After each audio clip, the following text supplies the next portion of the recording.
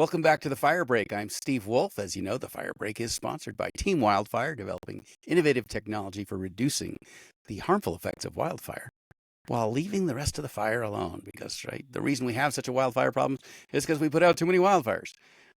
Okay, well, but enough on that.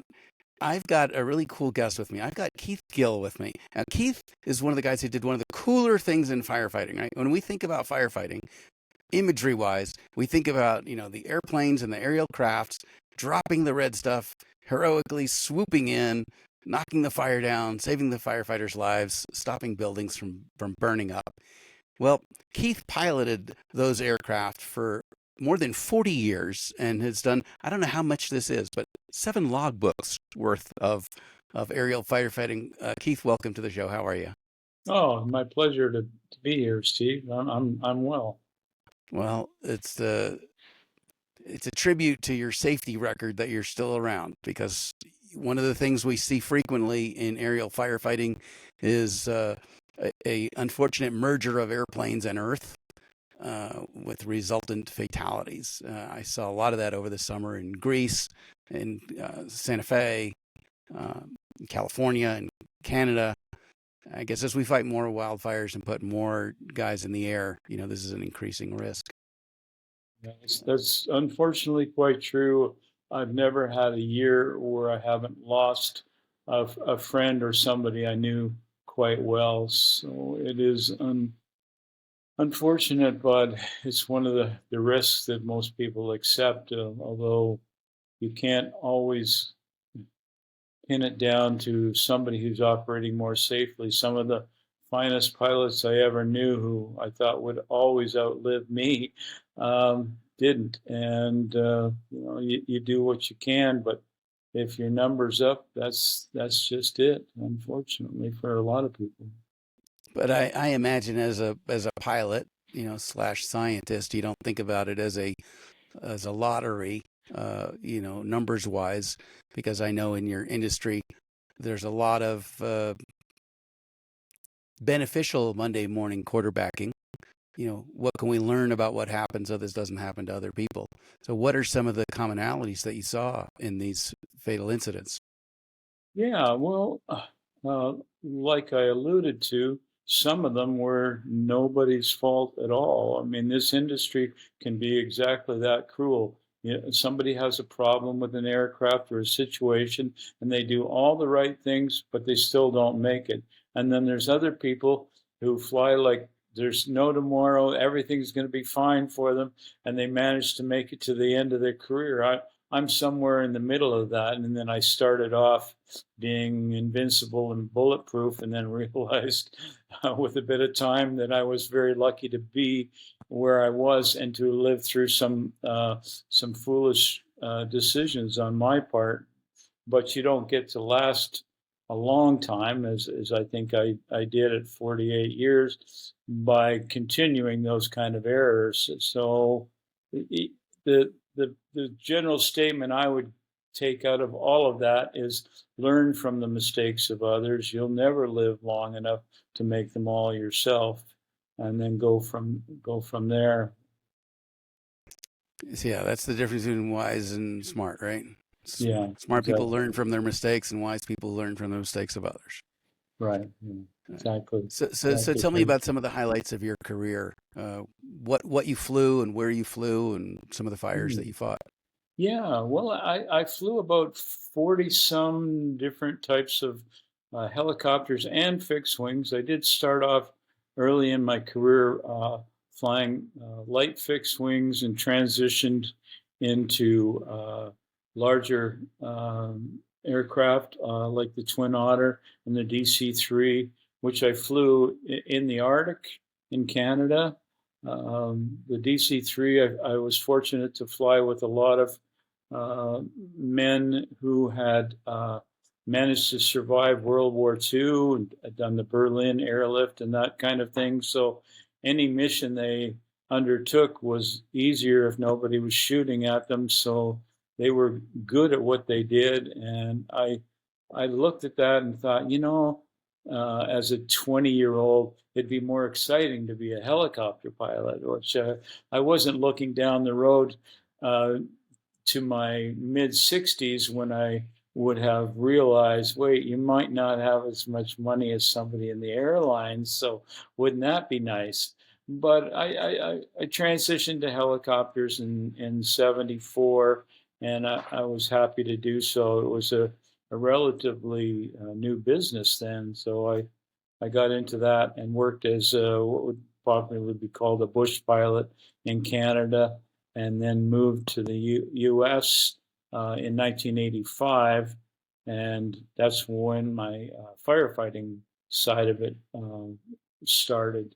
Although I had done other things in between, that was around the start of firefighting, and primarily then in North America, and then later on mostly overseas. I wanted to work overseas a lot because I liked what I saw there versus some of the things that I found frustrating dealing with the governments that I found in both Canada and the U.S. and their procedures and their methodology. The Europeans didn't have the luxury of doing things differently. They basically had to go and put fires out, and the aircraft that I flew were ideally suited for that. So it was a good combination for me. So tell me about, without naming names or pointing blames, but what are they doing in Europe that you saw that you think we should be doing here? And I would add to that list Australia as well. On the good side or the bad side? On the good side, Okay. as far as now, certain states, without getting into too much boring detail, certain states tend to model themselves after the U.S. Forest Service model, but some don't, and Europe does not.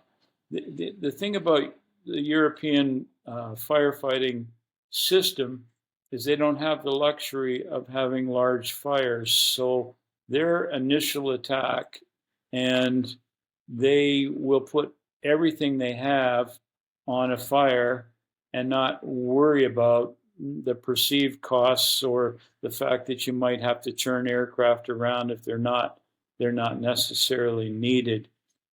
Italy, Greece, and Turkey, although I've worked a little bit with France, work on that model. If they get a fire, they know that the people on the ground have somewhat limited assets and certainly limited sources of water to work with.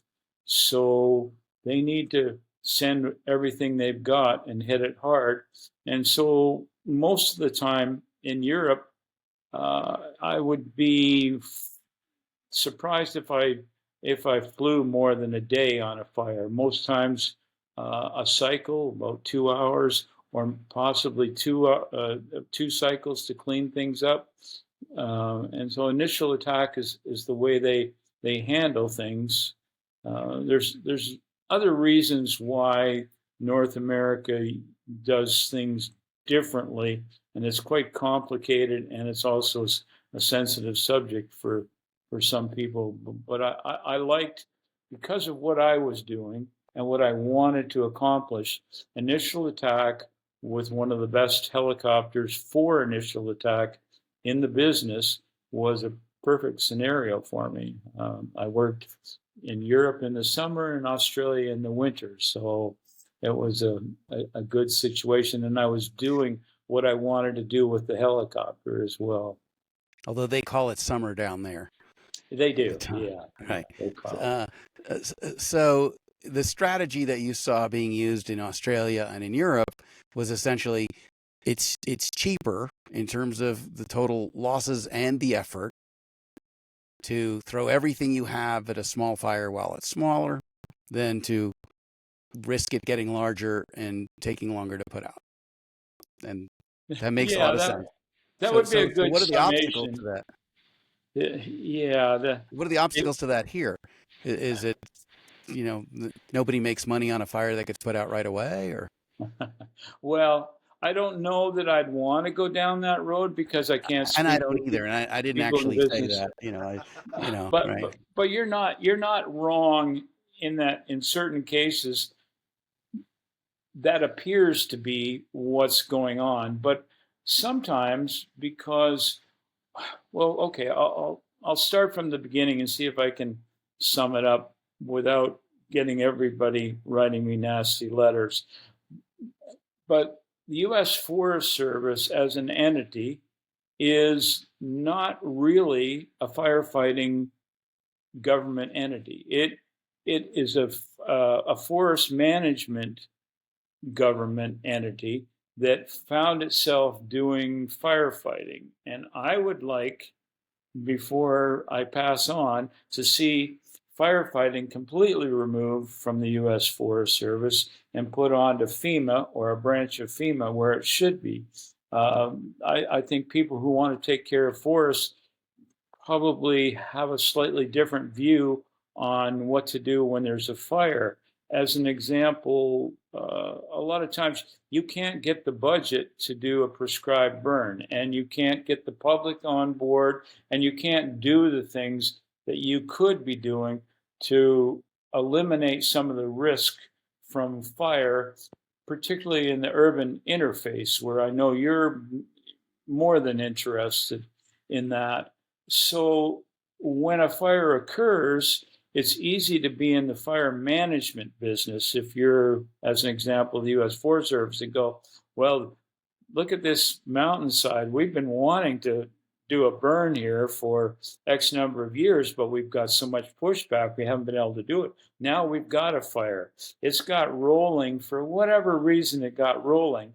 And now we're going to manage it and back burn an area that's 3 times larger than the actual fire, or maybe 10 times larger than the actual fire, because we're in an emergency budget situation, whereas a prescribed burn was a budget that had to fall within the district, and the district didn't have the money, and it had all kinds of people that said, oh, we don't want the smoke in our neighborhood, we don't want our trails burned up. And well, yeah, but once it gets going, you'll have all of that, right? So now you have a chance to manage a fire, to get accomplished what you didn't have the budget or the wherewithal or the will to accomplish previously. Did I explain that? Yeah. You're saying essentially a prescribed burn was necessary.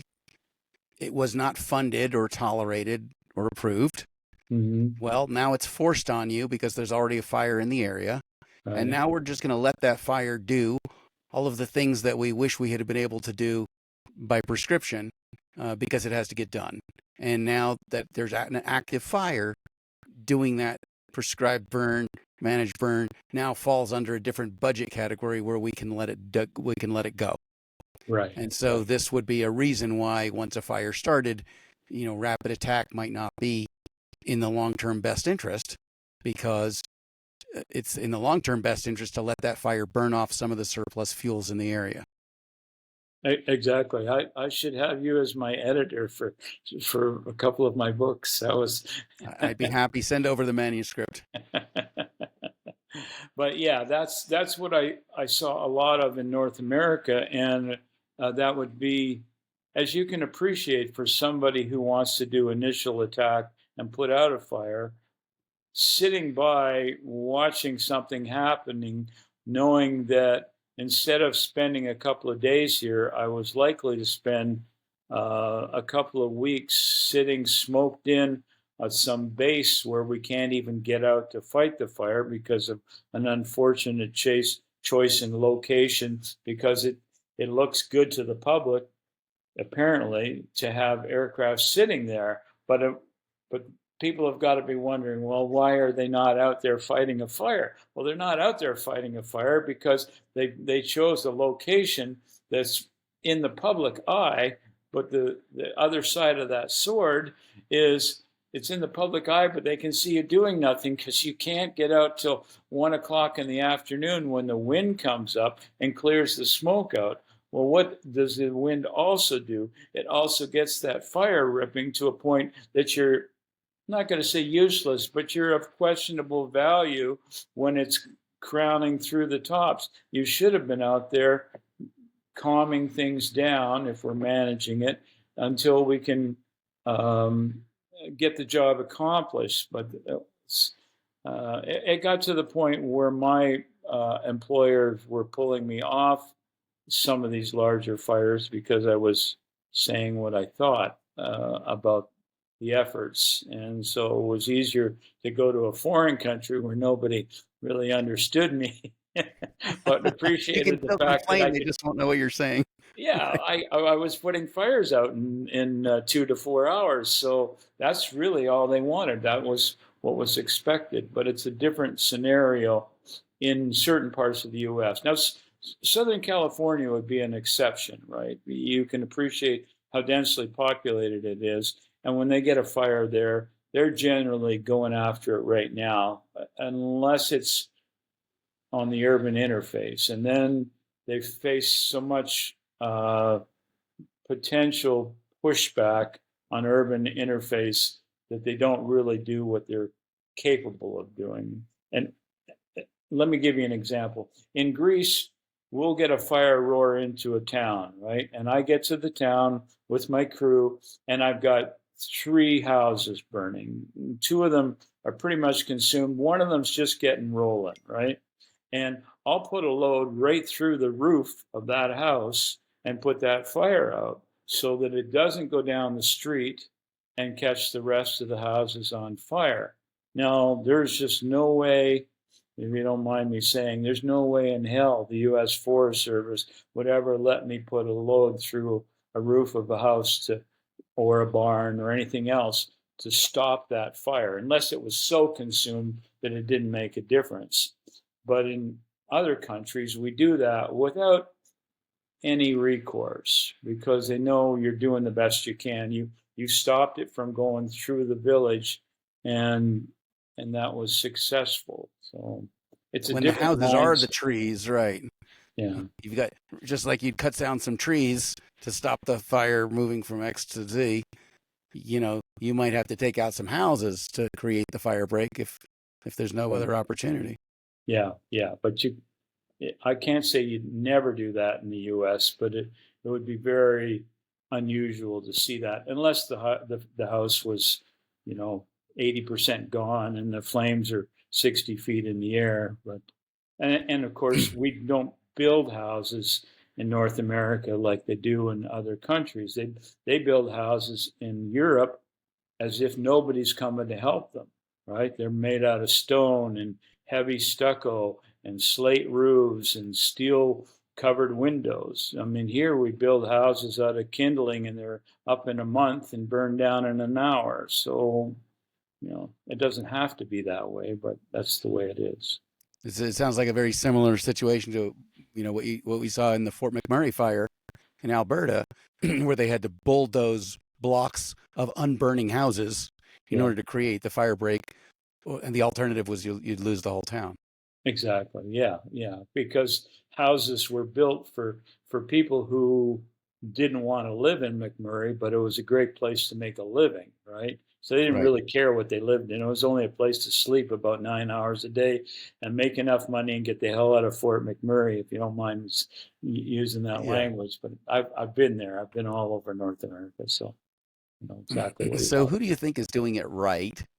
You say Europe in general. Are there countries we should really be looking to that are modeling the type of fire management and fire attack? Greece you'd say if the U.S. could do it like anyone, good handle. Greece. A few years ago, some people in fairly high up positions in Greece said, what could we be doing better here? And I said, well, it's a seasonal business. Why are you not employing other aircraft from other countries that are in their off season? And they go, well, what would we use? I said, how about Australians? We go and steal their business in our winter, their summer. And, that's the verbiage. It's not really, but you know what I'm saying. So why not get some of them? And I said, as an example, South Australia uses a technique where every fire they launch 3 or 4 or more fixed wings that are moving at 150 miles an hour to a fire with a load of retardant, right? And now other assets, whether they're helicopters or possibly larger fixed wings, are going to come later, and they're going to do whatever they're going to do. But there's no magic to firefighting, right? It's like, it's not a surprise that there's fire stations in housing areas, because you get a fire, you need to get on it and get it quickly. So that's the way to go, I think. Use a combination of fast-moving fixed wings, smaller if that's what you've got, then some larger fixed wings that are going to get there, and then the larger helicopters, and then the smaller support helicopters. But send it, right? If the worst thing you have to do is turn it around because it turns out it wasn't necessary, that's a pretty small cost compared to not sending it and then having it go into 3-4 week campaign fires that are burning up villages and neighborhoods and forests. I think Greece is doing a pretty good job for a country that doesn't have any money. Now they're affiliated with the EU, and the EU is going to help them out. South Australia has a good program. California has a pretty good program as well, although they're California, so they get sometimes fighting over whose territory it is, and that can be a little bit frustrating for them. And they're not always friendly with each other, which to me is baffling, because if it's a fire, it's a fire. Let's put the thing out and not worry about whether it's San Diego County or San Diego or the National Forest. Yeah. I mean, how ludicrous. BLM land, right? Yeah, private exactly. land. Yeah. Fires don't really respect the boundaries between jurisdictions. No, and if you wait long enough, it'll burn into your jurisdiction, I guarantee it. Right. So if we zoomed out on that a little bit, you talked about Greece, not having, tremendous resources. One of the resources, as I look at, is a fair number of fires on which to train on. If you're not having that many fires, you're not having that many, full-scale training opportunities, in which case you're going to have, a marginally trained workforce responding to fires. So would it not make sense, instead of every jurisdiction or every country trying to figure it out on their own, to have, an international wildfire response team that did this for a living every day, every country, and developed expertise that they took from one place to another, rather than everyone trying to figure it out on their own, in many cases in amateur or volunteer capacities. Right. No, I see exactly what you're saying, Steve. And the thing about that is the EU is doing something this year and then next with a program with shared assets. But when I've seen assets shared in the past, it's the typical government problem of mobilization quick enough to make a difference. In 2007, as an example, in Greece, we were burning up the entire country. There was nothing we could do. So the Russians showed up, the Germans showed up, the French, the Italians. But by the time they got there and got organized, it was kind of more towards the end of things. And now with a system like you're discussing, if you had that, it sounds good and it would work good, except countries like states tend to be dogs in the manger, right? So if let's just say it's a busy fire season in Spain, and there's several aircraft in Spain that could come over, you don't want to be the politician that let those 2 aircraft go over to help Greece, and you lost 3 towns in Spain, right? So they have put a limit on the number that they're going to lend out. But even still, if the situation's dire enough, are they really going to send them? And I guess we'll see this year if they do that, because it's getting to be a warmer climate without getting into that whole discussion. But we're seeing more and larger fires going in North America and Europe. So we'll see if that works. I like your idea of it. I think it's a good, solid concept. But, you can't seem to get most countries to agree on what donuts they're having at the meeting, let alone actually put together the assets that would do a sufficient job. Hopefully, Well, I think if it was a privatized situation where you essentially had what I would describe as the private, SEAL Team 6 of wildfire response that could respond anywhere in the world, they would simply build enough capacity that they could simultaneously handle as many fires as there were. Just like a company that provides security guards at banks, they don't have to move the guard around based on where there's most likely to be a robbery that day. You hire enough people to make sure that everyone's taken care of. And so could you not provide, exclusive use contracts with dedicated crews to be available, full time in any country where they would be needed?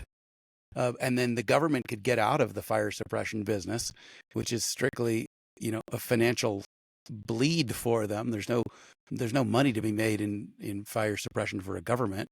But there would be a lot of efficiencies in hiring a private company to handle those duties. Just the way we have FedEx here to get packages places overnight. Mm-hmm. Yeah, I agree with your thinking on that. It doesn't seem that we have the desire to really put that together. And so we have to look at the big picture of why is that not what we've been doing all along, right? And we don't even have, other countries have civil protection. Try to look up civil protection in the United States. It's the United States, right? So you have a federal oversight for federal lands, but each state has their own thing, right? California has their own Air Force, as a matter of fact. So you get into the differences between locations, whereas the smaller countries realize that civil protection should be a big part of their budget. The U.S. realizes that, and I'm going to get myself in trouble here, but realizes that the military industrial complex is where the real money is, right? That's right. Yep. We can't get the funding to do that. And especially you can't get the funding when you put it in some small bureaucracy like the Forest Service. So you need it out in a larger venue.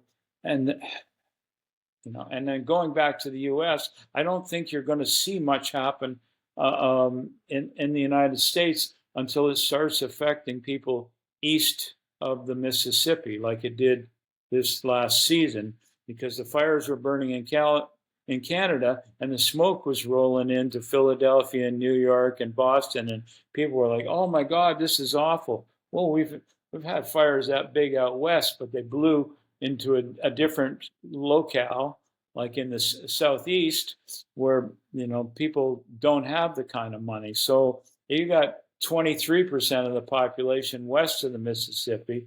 Frankly, the other 77% don't care that you're burning up because the money is back east. And if it doesn't affect them by choking them out for smoke, the money's not going to come from them. And I know I digressed into that. No, you're right on the target. I was quite pleased the day I saw New York fully blanketed in smoke, because I realized finally Wall Street's going to realize, hey, this is a real problem, and we have many countries, but we share the same atmosphere. Right. And to think that wildfire is a local problem to anyone's personal economy or air supply, is fallacious. Right. That if we have to breathe Canadian smoke, maybe they'll build a wall, but I don't think they will. They'll have to go up thousands of feet, or we go help them figure out how to, contain their smoke to their own country, right? With an assisted wildfire program. Yeah. Well, I mean, that's that's a lot of wall to build through about 7 Great Lakes. So that would be a trick right there. But anyways, I'm sure Yeah. somebody probably thinks it's a good No, I idea. mean, But the solution, right, is that we recognize that it's a global problem and we attack it together, right, right, right? and we do. But you know, like you mentioned, there's not really the money in that yet until you get the public saying, you know what, maybe we shouldn't be spending billions on the war machine without protecting people in their own country, right? I mean, Right, right. uh, or If maybe we Americans should, are threatened by somebody foreign, there's $1 billion response, and if they're threatened by a domestic wildfire, there's no response, yeah, essentially, yeah, very, very little. monetarily speaking. So, Sure. so let's get to this area then of the helicopters that you flew, Mm-hmm. or the helicopters you might have wished you had flown. Let's Mm-hmm. say you were looking at a converted Blackhawk, which has been turned into a Firehawk. Mm-hmm. This would be a great example of military technology going through a technology transfer to then become civilian technology. And so I suspect that to the degree that we're able to see wildfires as a military threat domestically, threatening Air Force bases, threatening, like the nuclear missile factory in North Texas, that if the military then sees that as a military problem, they would throw huge R&D money into it, giant contracts for developing advanced suppression technologies, and then the technology transfer from military to civilian would be where the civilian market got its huge jump from. Yeah, I see what you're talking about. Of course, they've released a vast number of Blackhawks to be converted, and there's different companies doing that. The way that the legislation works and the whole system works is that it's not a universal method of conversion. So let me give you a quick talk about that. If uh, if you want to get a Blackhawk and you're some county in Nebraska, you can acquire a Blackhawk for 79 cents or whatever you bid it for, and it looks good to the public because you bought this helicopter cheap instead of buying it for 47 million. It still costs you about $23 million to convert it, but you're working under a different set of rules when you're and this is all FAR or FAA rules. So when you're a county, you're working under a set of rules that means you can convert that aircraft, but it doesn't have to be converted to a standard that Sikorsky would recognize. It doesn't even have to be flown by a helicopter pilot with a license or a medical, but he does have to follow the rules of the air for the FAA.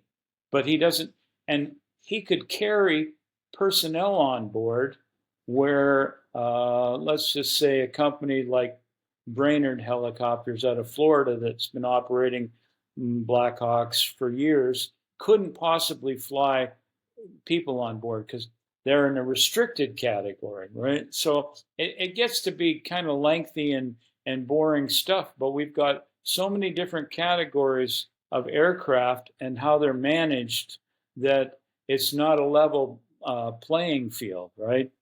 And so that same Blackhawk, is it public service? Then it's free to go do what it wants to do. Is it military? It can do almost anything. Is it restricted category? Then it's got more restrictions. Is it Part 135 for carrying passengers? It's highly restricted. So those are all things that work against us as far as utilizing aircraft of that nature. It depends on who buys them and how they get used, right? Yeah, boy, Yeah, I complexities on know. It's complexities. Yeah, fascinating. Tell me yeah. about the book you're writing. Well, I've written 2 books, but I'm in the process of rewriting my first book, and talking to different authors, accomplished authors, universally they came up with the same conclusion, that the writing's interesting, but unless you're a fascinating individual, do not write in the first person.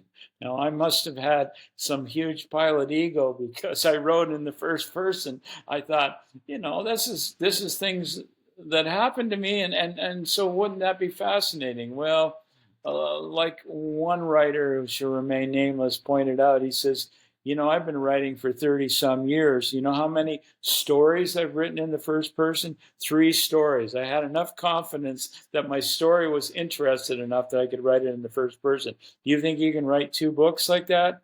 And I went, no, sir, I'm not on the bestseller list for the New York Times like you are 5 different times. So I have to listen to you. And now I have to go and rewrite everything I've done, which isn't that big a deal, but it was a bit of a eye opener that it had never occurred to me that writing in the first person is just like people listening to me right now. They go, yeah, that guy's full of himself. He's fairly boring. Well, you've earned the right for 1.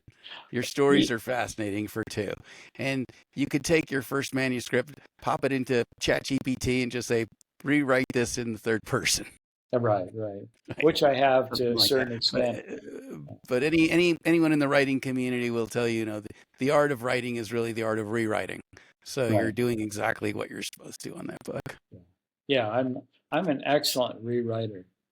That's Some good, of my earlier work is so bad that it's almost embarrassing. I'm thinking, why did I ever let that out on a blog? I mean, that's bad stuff. But that's funny. If folks want to catch up with what you're reading, what you're writing, what you're doing, what's the best way to follow you? I think probably wait about 4 months till the book comes out, because I've got, I'm on Medium. I've got a blog, but I stopped putting much on there, frankly, and maybe I was overly sensitive, but pilots are completely cruel individuals when it comes to critiquing each other. And one of the reasons I just recently got off LinkedIn, because it's just, you write something that's, I think, is technically correct, and there's always somebody who's going, no, that's entirely wrong. And I know it's just their point of view. And then I'll get people like, what do you know about the subject? Well, I don't know. I've done it for 45 years. I was considered by most people to be an expert in the subject, but I don't like throwing my resume out there every time I want to justify making an assessment of somebody's flying who I thought was dangerous or hazardous or whatever. Yeah. Well, it would be a good suggestion across all social media if we didn't say you're wrong, but just simply said, I see it differently. Yeah. But as you said, civil defense, and by extension civility, is something that we see less and less of, certainly in this country. And a lost art that I hope will come back. And I'd love to have you back on the show in 4 months as you're getting closer to release the book, and we can talk more about the stories in there. And I want to thank you so much for joining me today. Really fascinating career you've had. My pleasure, Steve. I hope when you read the book, you realize that it's comprised mostly of errors. Nobody wants to read about flying down the coast of California or Greece on a sunny day. They want to read about the mistakes you made and what you learned from them, or what value you could get as another kind of person reading them. So, well, that is the value, right? Is how can we learn from what we've seen and do better going forward? And I'm sure that's your goal, is evolution of the art, where you can take what you've learned and pass it on to the next generation of aviators and aerial firefighters. So thank you so much for your service. I look forward to reading your book. And I did mean that. If you wanted to send a manuscript over, I'd love to throw my 2 cents at it. Well, I can take criticism at this point. It's not criticism. It's just making the work better. which benefits everyone. So thank you so much, Keith Gill. I appreciate what you've done, what you're doing, and what you'll continue to do. And you said that before you die, you wanted to switch the whole system up from local firefighting to national firefighting. So I hope that you're planning to live another 100 years, because I'm sure it'll take at least that long to enact that change. Yeah. Thanks for joining us. You bet. Thank you all for listening, watching, etc. I'm Steve Wolf. You've been listening to Keith Gill and I chat here on The Fire Break. We're sponsored by Team Wildfire. Check us out on the web, teamwildfire.com. We'll see you at the next one. Thanks so much. Take care. Thanks, Steve.